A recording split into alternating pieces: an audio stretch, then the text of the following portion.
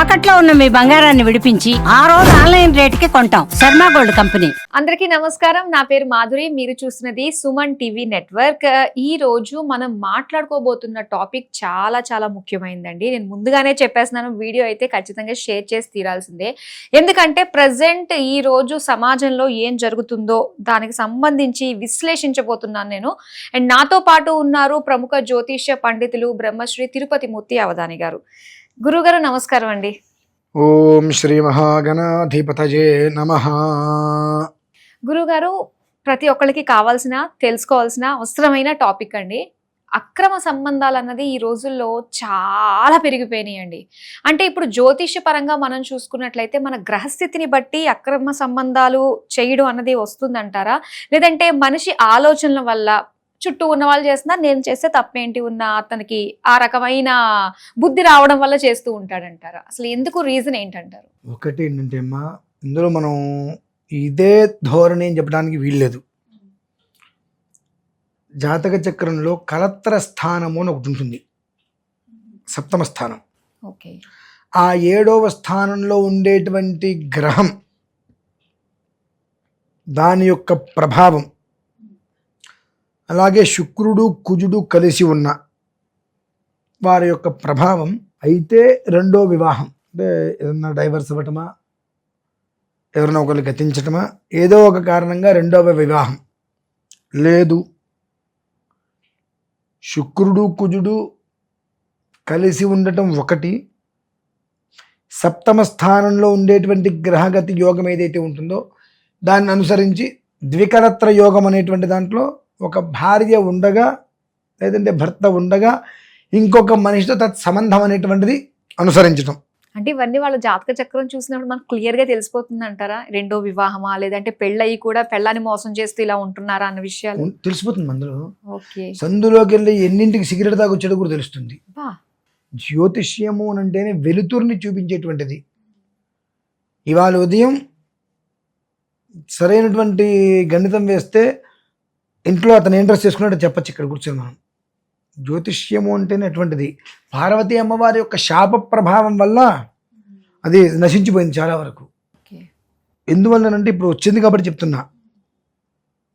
జ్యోతిష్యంలో ఉన్న గొప్పతనం మీద చర్చ జరుగుతూ ఉంటుంది. ఇక్కడ పరమేశ్వరుడు అంటాడు అన్న మాటలకి, ఆయన జ్యోతిష్యంలో ఉన్న గొప్పతనాన్ని ఇప్పుడే నేను నిరూపిస్తాను. సరే పార్వతీ ఇది ఎక్కడుందనగానే సమయం చూసుకొని లగ్నం వేసుకొని ఆవిడ లోపల స్నానం చేస్తుందని చెప్తాడు. ఓ 10 నిమిషాల తర్వాత ఆవిడ వస్తుంది. 10 నిమిషాల ముందు నువ్వేం చేస్తున్నావంటే లోపల స్నానం చేస్తున్నానని చెప్తుంది. ఓకే, ఎందుకు అనగానే జ్యోతిష్యంలో అంటే దీన్ని చెప్పుకుంటూ పోతే చాలా పెద్దది ఉంటుంది. నేను క్లుప్తంగా చెప్తున్నా. ఈయన అదే మాట చెప్పాడు, నువ్వు స్నానం చేస్తున్నావు లోపల అని చెప్పాడు. అనగానే జ్యోతిష్యం అంటే దివ్య దృష్టి, ముందు చూపు. దీనివల్ల అన్నీ తెలిసిపోతూ ఉంటాయి కనుక శాపం పెట్టింది. ఆవిడ శాప ప్రభావం చేత 50 నుంచి 60% మాత్రమే వాస్తవికంలో ఉంది. 40% మురిగిపోయింది. ఎందువల్లనంటే వచ్చేది కలియుగం. అవతల మనిషి జాతకం చక్రం మొత్తం తెలిస్తే వీడికి దుర్బుద్ధి పుట్టచ్చు, దురాలోచన వీడికి రావచ్చు. కాబట్టి అటువంటి పరిస్థితుల్లో కుటుంబాలు నష్టపోతారు. కాబట్టి శపించింది. అంత శపిస్తే ఇలా వచ్చింది. ఓకే, ఆవిడ శపించకపోతే. కాబట్టి ఆ గ్రహ ప్రభావం ఎలా ఉంది అనేటువంటి విషయం వాళ్ళ మీద దాని ప్రభావం పడుతుంది. అంటే గ్రహాలే మనల్ని నాడిస్తున్నట్టు చాలా తప్ప మాట కాదు, దాని ప్రభావం మన మీద పడింది. అది సబబా కాదా అని తెలుసుకునే జ్ఞానం అయితే మనకుందిగా. అంటే గ్రహాన్ని బట్టే మనం దాన్ని అనుభవించి తీరుతామని చెప్పేసి అంటారు కదండి. గ్రహాన్ని బట్టి అనుభవించి చేసి తీరుతామంటే నీ గ్రహం స్థిరంగా అక్కడే కూర్చొని రాసింది, కొంపకి నిప్పంటుకుంది, మీరు బయటకు వస్తారా అక్కడే ఉంటారా? అంటే మన జీవితంలో ఏం జరిగినా, ఏ మలుపులు ఉన్నా కూడా గ్రహ ప్రభావమే ఉంటుంది. గ్రహ ప్రభావం ప్రతిదీ నీ మీదకి మంచి చెడు రెండు చూపిస్తుంది. అది మనం ఎలా తీసుకుంటాం అనేటువంటి విషయం మన మీద ఉంటుంది. అది మీరు ఏదైతే తీసుకున్నారో అది పట్టుకుని నడిపిస్తుంది. ఓకే, రెండు చూపిస్తుందండి పక్క పక్కన. ఒక పుస్తకము, ఒక ఫోను. మనం పుస్తకం పట్టుకున్నాం అనుకోండి, 10,000 మందికి ఉపయోగించేటట్టుగా మనం తీసుకెళ్తుంది గ్రహం. ఫోన్ పట్టుకున్నాం అనుకోండి, మన జన్మాంతం అక్కడే ఉండేటట్టుగా అలా చేస్తుంది. అంటే మనం ఏది తీసుకుంటున్నాం అనేటువంటిది మన మీద నిర్ధారణ ఉంటుంది. గ్రహాలు దాని యొక్క ప్రభావం మాత్రమే మన మీద చూపిస్తాయి. ప్రభావితం అవ్వటమా అవ్వకపోవటమా మన మీదే ఉంటుంది. అది మీకు దాహం వేసింది, మీ దగ్గర డబ్బులు లేవు, మంచినీళ్ళు తాకపోతే చనిపోతాం. దొంగతనం చేసి మంచినీళ్ళు తాగుతున్నాంగా, లేదంటే ఏదో ఒక రకంగా అని చెప్పి ఎక్కడో ఒక నీళ్ళు అయితే మనం తాగుతున్నాంగా, తాగట్లేదా? అవును. అది మంచినీళ్ళ ఏ నీళ్ళ అనవటం. ఆ 2 గుక్కలు గొంతులో పడకపోతే మనకు ప్రాణం పోతున్నప్పుడు మనం ఏం చేస్తున్నాం? తాగుతున్నాంగా. అంతే విషయం. అంటే మన ఆలోచన కూడా పనిచేయదు, గ్రహం అంతలా ఆడిస్తూ ఉంటుంది అని చెప్పేసి అదేం లేదు. ఆ గ్రహ ప్రభావం ఉన్నా కూడా గ్రహ ప్రభావం పరిపూర్ణంగా మన మీద ఉంటుందండి. మంచికి చెడుకి రెండిట్లకి మన మీద చూపిస్తుంది. అది మనమేం తీసుకున్నాం, మనం ఏదైతే తీసుకుంటామో దాన్ని అనుసరించి నడిపిస్తుంది. అక్రమ సంబంధము అన్నారు కదా, ఒక మనిషికి శుక్రుడు బాగా బలంగా ఉన్నాడు, కుజుడు అపరిమితమైన బలంగా ఉన్నాడు, తనకు ఖచ్చితంగా కలత్ర యోగం అందులో రాసి ఉంది. తను మెంటల్గా ఫిక్స్ అవ్వాలి, నేను ఏంటి, నేనెవరు, నేనేం చేయాలి, నేను ఎలా ఉండాలి. ఒకవేళ చంద్రుడు వీక్ గా ఉంటే అప్పుడు మనం సరిగ్గా ఆలోచనలు కూడా చేసుకోలేం కదా. చంద్రుడు వీక్గా ఉన్నప్పటికీ కూడా నీకంటూ ఇది మంచి ఇది చెడు అని తెలుసు కదా. ఎంత చంద్రుడు వీక్గా ఉన్నప్పటికీ కూడా పైనుంచి కిందకు దూకంగా కాళ్ళు విరుగుతాయని తెలుసుగా. చంద్రుడు వీక్గా ఉన్నాడు నేను దుఃఖేసి అంటారు ఎవరైనా? అది ఇంకా చెప్పలేము. అంటే ఇక్కడ ఏమిటి అంటే కామము అనేటువంటిది మనిషిని ఆకర్షిస్తూ ఉంటుంది కాబట్టి మనిషి అటువైపు తిరిగేస్తాడు, మనిషి అటువైపు తిరిగేస్తాడు. దానికి ఇప్పుడు ఈ గ్రహ ప్రభావం అన్నాం కదా, నేను చాలా ప్రయత్నం చేశాను కానీ నా గ్రహ ప్రభావం నన్ను నెట్టేసింది అని అంటాడు. ఆ గ్రహ ప్రభావం నేను అందులోకి నెట్టేసింది కదా, నెట్టకుండా నువ్వు ఎందుకు కాపాడుకోలేకపోయావు అంటే బండి మీద ఏ స్పీడ్లో వెళ్తే నీకు ప్రమాదం జరుగుతుంది, ఏ స్పీడ్లో వెళ్ళకపోతే నీకు ప్రమాదం జరగదు అనేటువంటిది నీకు ఒక విషయం తెలుసుగా. గ్రహ ప్రభావం నన్ను 100 మీద వెళ్ళమని చెప్పి నువ్వు 100 మీద వెళ్తావా? వెళ్ళవు కదా. అంటే నీకు అనర్థం జరుగుతాయి అనేటువంటి దానికి నువ్వు జాగ్రత్తగా ఉన్నావు. నీకు ఇష్టమైందేదో, నీకు కావాల్సిందేదో ఉంది అన్నప్పుడు గ్రహాలను తొక్కేసేయని అంటున్నావు. అంటే నీ దగ్గర అన్ని రకాల తెలివితేటలు ఉన్నాయి. ఇది గ్రహస్థితి ప్రకారం చూసుకుంటే గ్రహ ప్రభావం మన మీద ఎంతున్నా మనం ఉండేటువంటి ఒక గమనం ఒకటి ఉంటుంది, ఇది ఒకటి. ఇకపోతే 2, మామూలుగా ఎక్కువగా పురుషులు పెట్టుకుంటూ ఉంటారు ఇటువంటివి. ఏ విధాన్ని ఏదో అంటారు ఇప్పుడు, ఎక్స్ట్రా మ్యారిటల్ అఫైర్స్ అంటే అక్రమ సంబంధాలు పెట్టుకుంటారు. ఎప్పుడైతే దంపతుల మధ్యన ఏదైనా చిన్న గొడవ వచ్చినప్పుడు ఆ అమ్మాయి ఏమనుకుంటుందంటే 2 రోజులు ఇతన్ని దూరంగా పెడితే 3వ రోజు ఖచ్చితంగా మన దగ్గరికి వస్తాడు, బతిమిలాడుకుంటాడు అన్న ఉద్దేశంతో అమ్మాయి అనుకుంటుంది. 1కి 2, 3 సార్లు మొదట్లో బాగానే ఉంటుంది. అది క్రమేపీ ఎన్ని రోజులైతే ఆ అమ్మాయి ఇతన్ని దూరంగా పెట్టే ప్రయత్నం చేస్తుందో అతనికి ఆటోమేటిక్గా విముఖత అనేటువంటిది ఇంట్లో వచ్చేస్తుంది. అతను బయట వెళ్ళి ఎవరితోటి అక్రమ సంబంధం పెట్టుకునే మనిషి కాకపోయినప్పటికీ కూడా ఇంట్లో ఎప్పుడైతే తన భార్య ఏ చిన్న చిన్న తగాదాలు జరగకుండా ఎవరి కొంపలో ఉంటాయి, ఆ జరిగినప్పుడు అతన్ని ఏదన్నా అడిగి ఇప్పుడు కాదు అన్నప్పుడు అలిగేసేసి వాళ్ళ దగ్గర ఉన్న అస్త్రం ఏంటి, అలిగి 2 రోజుల దగ్గరికి రానికపోతే 3వ రోజే అవసరం కోసం ఏదో కారణం చేస్తే దగ్గరకు వస్తారని. అది కొంతకాలం ఓకే, క్రమేపీ అదే అలవాటు చేసుకుంటే ఏమవుతుంది, 2 రోజుల నుంచి 4 రోజులు, 6 రోజులు, 10 రోజులు అలా దూరం పెరుగుతున్న కొద్దీ ఆ మనిషి రోజుకి మనిషికి అర్థం కావాలి, అర్థం చేసుకోకపోగా దిగజారిపోయి ఈ దూరం పెట్టేటువంటి ప్రయత్నాలు చేస్తున్నారు. ఇంటికి వస్తే పట్టించుకోకపోవటాలు, నీ పని నీది నా పని నాది అన్నట్టు ఉంటాలు, నీది నాది మనది తీసి నీది ఈ పదాలు ఎప్పుడైతే వస్తాయో ఇప్పుడు ఆ మగవాడికి మెంటల్గా అప్సెట్ అయిపోతాడు. బయట వెళ్ళినప్పుడు అతను ఏదైతే ప్రేమగా పలకరించాలని కోరుకుంటాడో ఆ పలకరింపు ఎక్కడైనా దొరికితే అతను అటు కనెక్ట్ అయిపోతాడు. దీనికి తప్పెవరిదండి? కేవలం తన భర్త తను అడిగింది తీసుకురాలేదు అని చెప్పి అలిగి నాకు నీకు సంబంధం లేదు, నేను తీసుకొచ్చి ఇస్తే కానీ నేను ఇతోటి మాట్లాడినా నా అమ్మాయి కూర్చోవడం, అది ఎంతవరకు కరెక్టు? ఎంతమందికి అడగంగానే తీసుకొచ్చేటువంటి స్థితి ఉంటుంది? అందరికీ అంత సంపాదన ఉండలేకపోవచ్చు, అంత స్థితి ఉండలేకపోవచ్చు, సర్దుకుపోవాలిగా. అమ్మాయి అంటే గొప్ప, అబ్బాయి అమ్మాయి వెంటే పెడతాడు, అమ్మాయి కోసం అబ్బాయి ఏదైనా చేస్తాడు అని అంటే నీ మీద ప్రేమ ఉంది అంటే ఏదైనా చేస్తాడు. ఆ ప్రేమని నువ్వు పెంచుకునే ప్రయత్నం చేయాలి. పెంచుకునే ప్రయత్నం చేయకుండా ప్రతిదాన్ని నేను భౌతద్దంలో చూస్తాను, ఫోన్లో ఎవరితో మాట్లాడావు, ఆ అమ్మాయి ఎవరు, ఈ అమ్మాయి ఎవరు, వీళ్ళెవరు, ఇట్లా రకరకాలుగా చేయటం వల్ల ఏమవుతుంది వీడికి, నేను 10 మందితో 10 రకాలుగా మాట్లాడాలి, నా బిజినెస్ అటువంటిది. చీరలు అమ్ముకునేవాడు ఏం చేస్తాడు, ఆడవాళ్ళతో 100 మందితో మాట్లాడతాడు. గాజులు అమ్ముకునే అతను ఆడవాళ్ళు చేసి పడుతుంది గాజులు వేయాలి, నువ్వు అమ్మాయి చేపట్టుకుని ఉంటే ఎట్లా, ఇలా రకరకాలు ఉంటాయి. ఇలా ప్రతి చిన్నదాన్ని కూడా వేరే కోణంలో చూడటం మొదలుపెట్టేటప్పటికీ ఆ అబ్బాయికి ఏంటి, మనస్సులో ఒక రకమైనటువంటి భావన, కుటుంబంలో విలువ లేదు.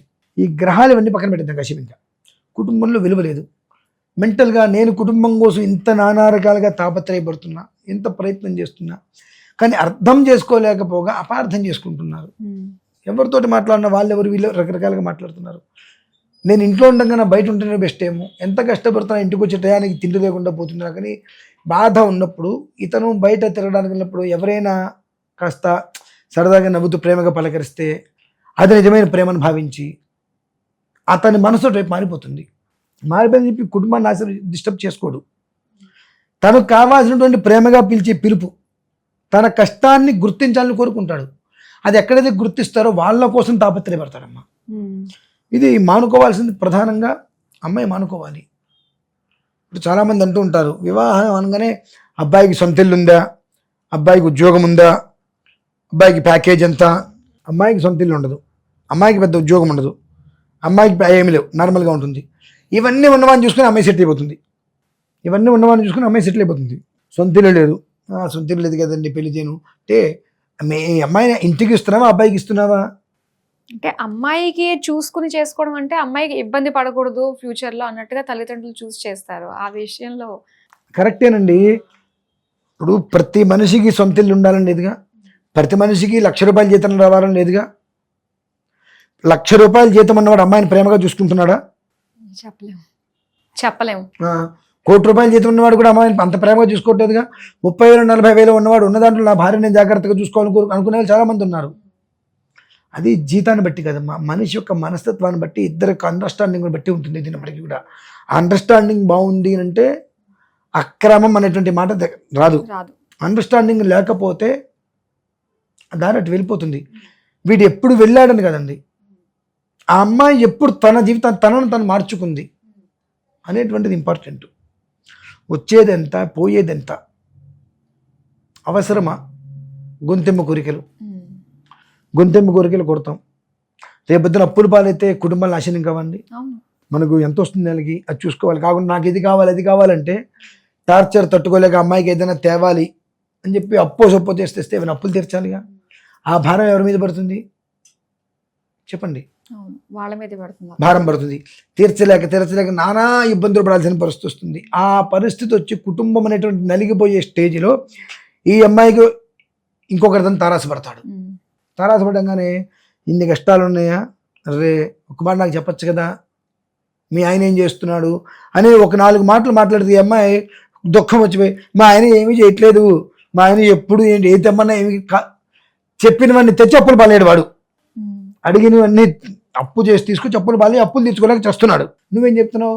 ఎప్పుడు అంతే మా ఆయన, నువ్వు ఎప్పుడు అంతే మా ఆయన అన్నావు. నువ్వు వాడికి అవకాశం ఇచ్చినట్టేగా. వాడు వెతికేదే అవకాశం కోసం. వాడి పల్లాన్ని సరిగ్గా చూసుకోవడం వాడికి చేత కాదు. నేను మందిరం ధరిస్తాను వస్తాడు. ఎప్పుడైతే నీ బాధ నా మొగుడు ఇంతే నువ్వు చెప్పుకున్నావో అవకాశం ఇచ్చేసినట్టే. నీ ఎంత అందమైన దాన్ని ఇట్లా చేస్తాడు ఆ మొగుడు అనేవాడికి, నేను ఎంత అందంగా ఉన్నానా. అక్కడేంటి, నీకు కష్టం ఉంది, నీకు కష్టం తీరాలి కాబట్టి ఏదో ఒక రకంగా నీకు రూపాయి కావాలి. ఈ రకంగా వెళ్తున్నాయండి అక్రమ సంబంధాలకు దారితీస్తుంది.